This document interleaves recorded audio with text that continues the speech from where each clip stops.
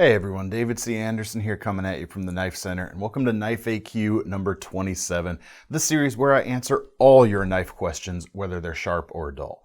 Fun stuff this week. We've got some new tactical folders to take a look at, some chisel grinds, some survival multi-tools, and a few other cool things. Let's check it out.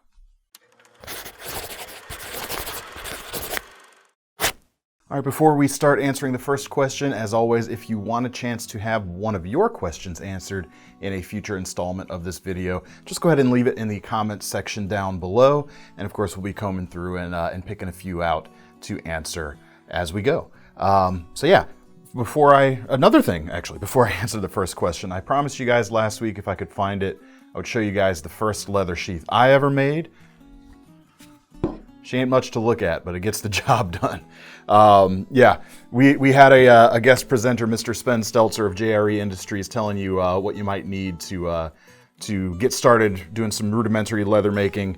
And as you can see by what you see on this particular sheath, you really don't want to use mine as an example of a way to get started. This thing gets the job done, but using zip ties to hold the pieces of leather together, at least I have a welt in there. I wasn't dumb enough to not do that at least. Just some tarp grommets I threw on the side, and then I actually forgot I had replaced this with paracord. I actually used to have a Velcro cable strap here at the back as retention, but yeah, I added the paracord at some point. If those of you who have seen these Fiskars hatchets before, you know they come with like a little clamp-on hard plastic type of sheath thing with a carrying handle on it. Fine for hanging it up in the like in your shed or something, but it needed something for me to take it camping with. I went ahead and flattened out the hammer pull on that as well. So then I made that little sheath. So do as I say, not as I do with your leather stuff, people. So there you go, as promised. All right, first question this week comes from John Banco. He says, hey man, I want to retire my 1971 Buck 110 knife. I was 16 when I bought it. I am 65 now. I want a new lockback. What do you think for a new one? Sure. If you're not afraid of spending a little bit of money, I'd check out the Spyderco Endela KnifeCenter exclusive with these pack of wood handles. Has a bit of that vibe of a kind of an older school knife, but you've got modern performance, modern construction. Much easier on the pocket too than a classic 110. And these guys come in about $200 right now. The blade's gonna have a lot more edge retention than your old school 110. It's a laminated blade. We've got a HAP 40 blade steel at the core, which is a non-stainless powdered tool steel. It's gonna have some really good characteristics, both in the toughness and the edge holding side of things. And then it's got stainless layers on the outside to keep it from rusting away or patinaing too bad. But even just the edge, as it takes a little bit of color, it always looks good against the alpaca wood. Just has a nice rustic vibe. We also got a 4-position pocket clip, so you can carry it in pretty much whatever position you want. Mid-mounted lockback, so a little easier to close one-handed than a classic 110, which is pretty difficult to do. And of course, much easier to open one-handed thanks to the thumb hole there, and better slicing characteristics overall than those old school 110s as well.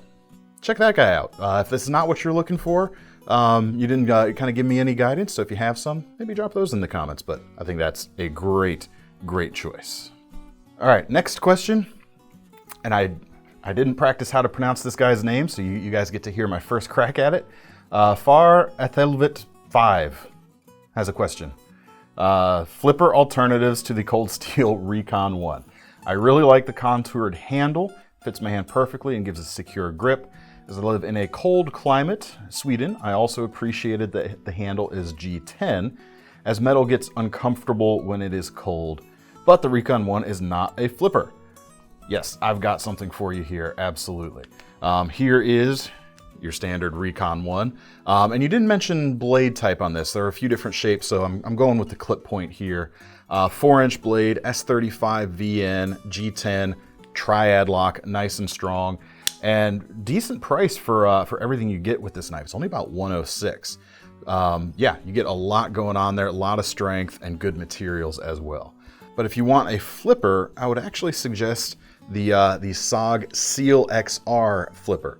A little bit more expensive, but apart from that, very similar. These guys come in at $170 right now. Key differences being, one, of course, flipper. Two, lock mechanisms. You've got the triad lock on the Cold Steel, and you've got the ambidextrous crossbar lock, SOG's XR lock here on the SOG. And of course, also the CLXR is made in America, whereas the Cold Steel is made in Taiwan. But they both match up pretty well. About the same amount of blade length and overall length. In fact, the actual edge profiles, if you stack them up next to each other, pretty darn close. But you've still got S35 VN on the SOG, just about 4 inches, like I said. A little bit thicker, so not quite as slicey as the Recon. And the handles have a lot bit more jimping all around, but kind of a similar shape, you know, not identical. It is going to be a little bit thicker. Maybe that might have a little better feel in your hand. And in terms of the effective grip length from the back or the front of the guard to the back of the handle, pretty much identical there as well. Bonus feature on the SOG, you've got a persuader tool there on the back. You've got a bit of protruding backspacer there that you could use for striking if you need to. But the action on this is going to be a lot more fun day to day, a lot more fluid opening and closing than something like that lock back or that triad lock on the Cold Steel. Flips open quite easily, and then of course hold the lock bar back. You can even flip it open and closed as well. Definitely a solid option, and the fact that they're making these now fully in the USA, whereas some of the earliest versions of this knife used parts from a few different places and were built some different places. Definitely worth a look. All right, next question is from Luca K. He says, I love the FAQ series. Thank you very much, Luca. I learned a lot since the series has started, and thank you for that. Keep up the good work. I will, thank you. Now for my question. Is there any reliable folding knife with a chisel grind? It can have any steel and any locking system as long as it's a folding knife with 3 to 4 inches of blade. Well, obviously the answer is Emerson CQC7. This particular one is one of the flipper versions. And chisel grinds and folding knives, when you put those two together, this plus this almost always equals Emerson as the first go-to. They're just famous for that kind of combination. But these guys come in, this particular one anyway, comes in a bit over $240 right now. Blade Steel's S35VN, not the 154CM that they use frequently. You got a nice bump up there. 3.3 inches Tanto profile, and there on the back you can see full, or completely flat, not a full flat grind. Completely flat on the backside, giving you that chisel grind. And not too much, you have a little hint of a micro bevel on this side, but it's definitely not, they haven't come in and sharpened a V on the backside of this. You just get that little hint of that micro bevel there. So there you go. I mean, there is your chisel grind folder. Opening methods on this guy. Well, first you got a liner lock with G10, and Emerson's certainly famous for having super aggressive G10. Interestingly, the one on this is not too bitey. Some people don't like the way it can kind of grab onto the jeans a little too much. This one's a little more gentle, but it still offers plenty of grip. Opening methods, you've got the flipper tab, of course.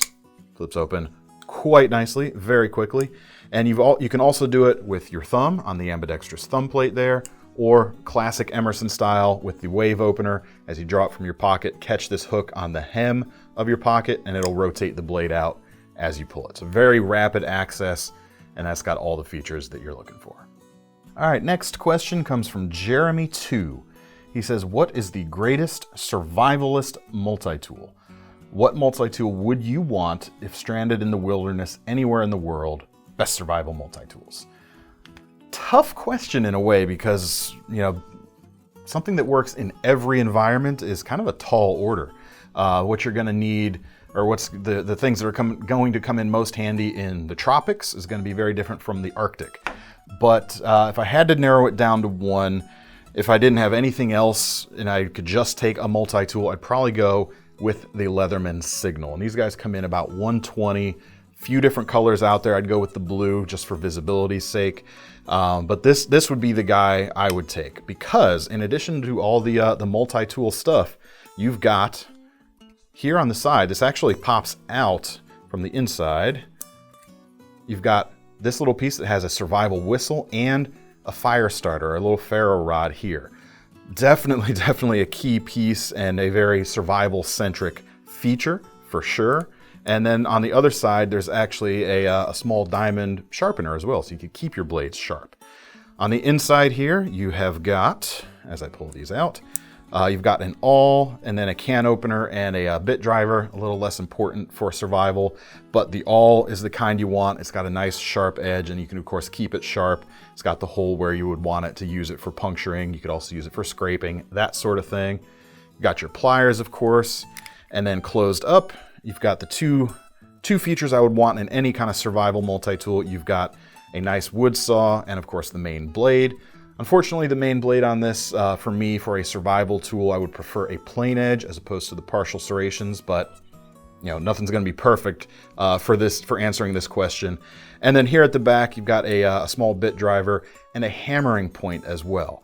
So this has a bunch of things in a multi-tool format. That hammering point is what I'm talking about here, not the bit driver so much. But it's got a bunch of stuff here that's gonna be really handy for a quote-unquote survival situation, I think.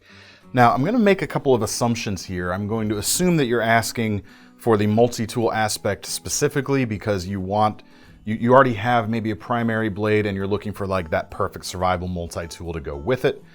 In which case, definitely go with the Signal. But if I had to be reduced or had to kind of give advice on like the one single survival multi-tool, and I'm gonna call this a multi-tool because we've actually called with Joe Flowers on at Condor. They make a bunch of machetes. We've talked about their swords as being multi-tools, but a 12-inch machete may be one of the most versatile survival tools ever invented. Especially something like this particular one, this Ontario 12-inch machete, $20, so it's really affordable. A little bit rough around the edges, may need a little tuning up, you know, sanding the handles to get them a little flusher if you want, but properly tuned up, there is not a lot that this couldn't accomplish in survival scenarios. It's a good enough blend of thin enough so that it's gonna work on like the grassy machete types of uses, but it's thick enough with enough weight here at the front end that you could do some decent chopping with it without feeling like, you know, it's just wiggling around and flailing around on you. Good cross section of stuff, and it's gonna work just about everywhere, whether you're in the Arctic or in the jungle, so to speak. Definitely don't discount the utility of something like this. If you want something that's a little heavier duty, perhaps, the SE Hungless is always a great idea. This particular one is about $175 with the orange G10. A little bit thicker, of course, so it's going to be a little less or a little more tiring if you're using it on a bunch of vegetation, like grassy type of things, but it is going to chop a little bit better. And it's certainly got a fantastic warranty behind it as well, if anything were to ever happen to it. Definitely check those guys out, and we'll leave a link. We actually did a video on survival machetes not too long ago. I guess it was last summer sometime. Right around when everything shut down. Yeah, it's a good time to talk about survival stuff. We'll make sure to leave a link to that as well, to kind of show you a few other options than just these. I think there's some really cool stuff in that video. Thanks for the question. All right, next one comes from Kirk Emerson. He says, you featured the Condor Hudson Bay a few weeks back in your Best Camp Knives of 2021 video. We'll make sure to leave a link to that as well. I really liked it, so I jumped over to the site and bought one and 4 other knives because I have issues. No, you don't. No, you don't. It's okay, man. Sadly, I didn't notice that it didn't have a lanyard hole. Any suggestions on how best to mod the knife to accept a lanyard hole, or to accept a lanyard? First off, I'll say any kind of mods like that would certainly void your warranty, but drilling through hardened steel is a pain in the butt. I've tried it a few times, and unless you've got like the proper equipment and know-how and the right kinds of drill bits and something that will actually work at that, it's gonna be really hard to do just in a standard kind of like home tool scenario. But all hope is not lost. I do have a suggestion here for you, and that's actually to tie a forward lanyard on your knife. This is the Condor Hudson Bay. I have a lot of extra paracord here on the end because I didn't want to cut the piece I had here at work. I should have more paracord here at work, but probably. Yeah, this is the one piece I could find, and I didn't want to cut it. Now, I definitely prefer and recommend a forward lanyard, almost universally over any kind of rear-mounted lanyard because it's just that much safer and that much more secure feeling. And the way you utilize one of these is you actually come down through the top of the lanyard, thread your hand through there, and grab. And this one's, I don't quite have the size just right. I needed like a millimeter or two more slack on there. But the advantage of a forward lanyard, what you want it to do is to keep you safe if your hand's gonna slip or does happen to slip while you're cutting or chopping.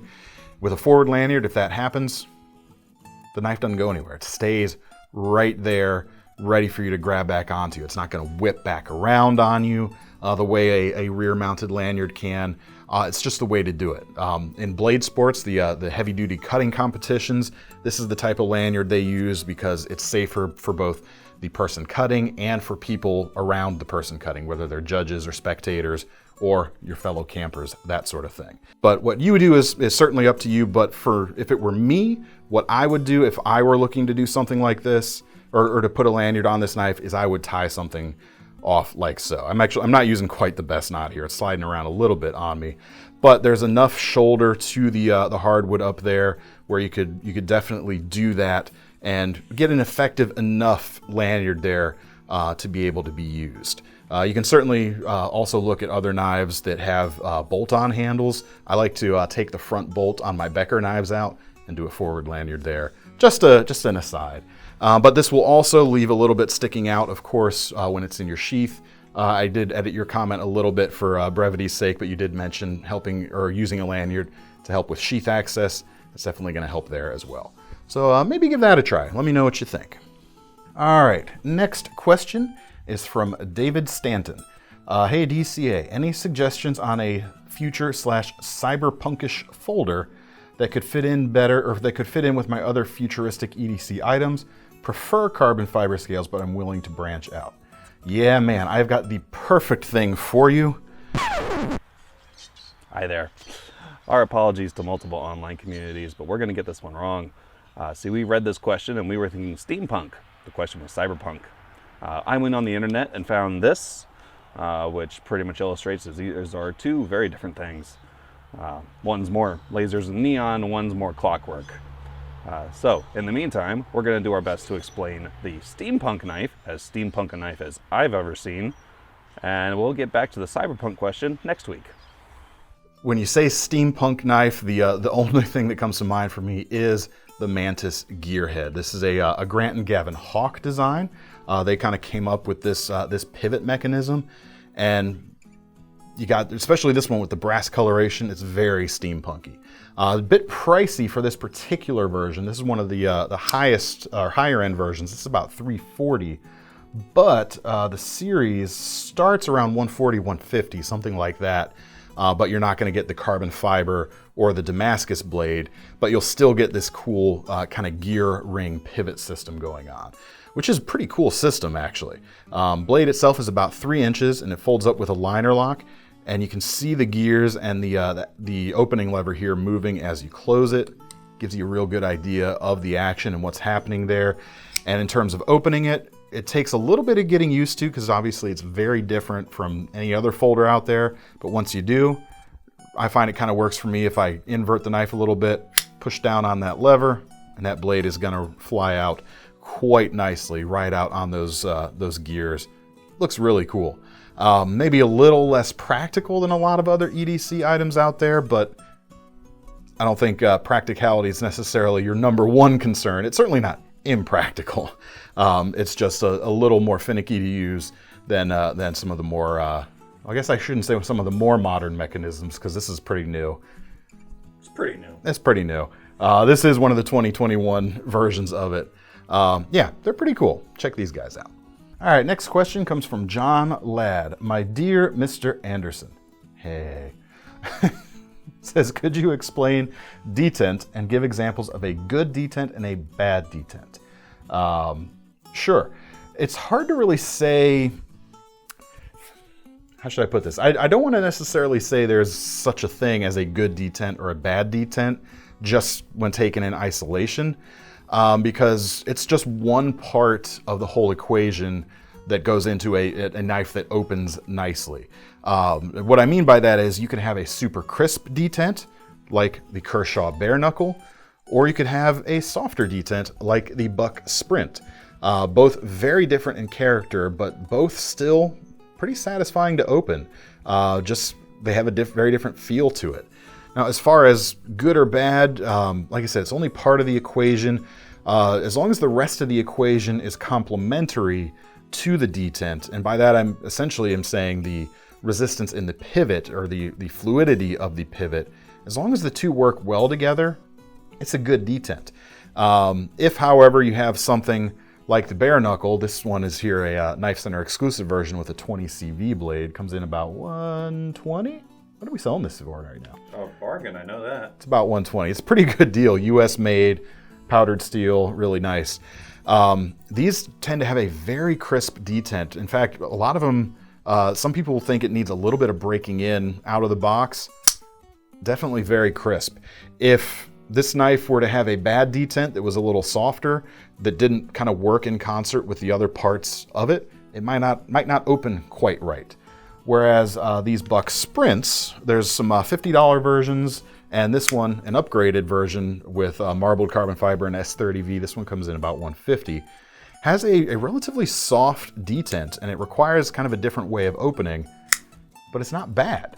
Like you see what I'm saying? Like the good and bad is kind of a misnomer. Maybe sometimes if I mention that in a video, if I say, oh, it's got a really good detent, it's more describing the feel of it, I guess. And maybe I've oversimplified that in some of those videos, and maybe I'll try to be a little more considered on my descriptions on some of those things.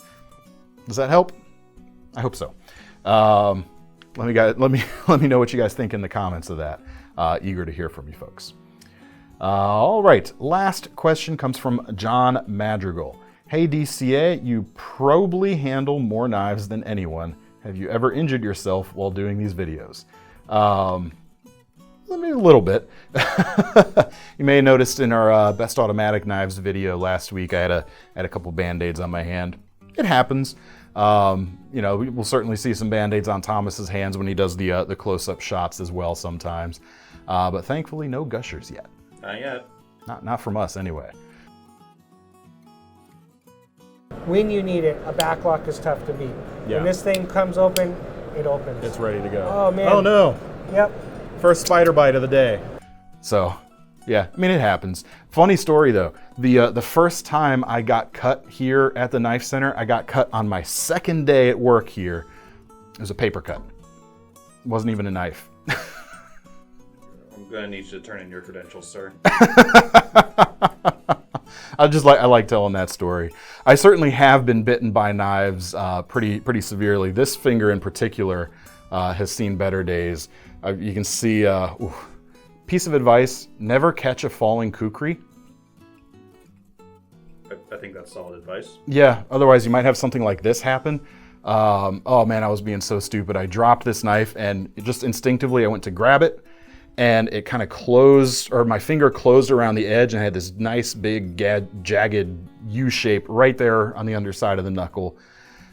Miraculously, I still have full range of motion. I didn't lose any feeling in the fingertip. But man, that was a close call.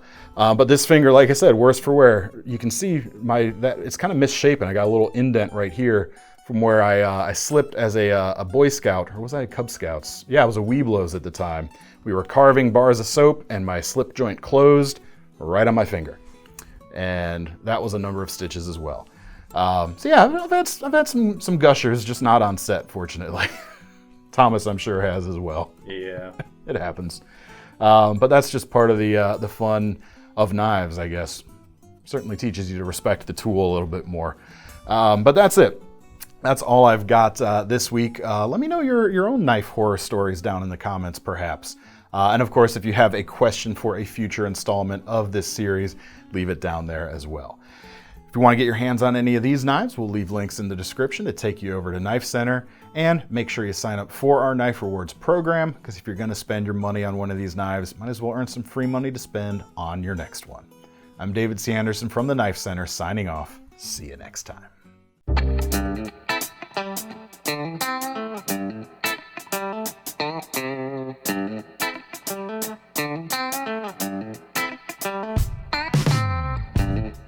Bye.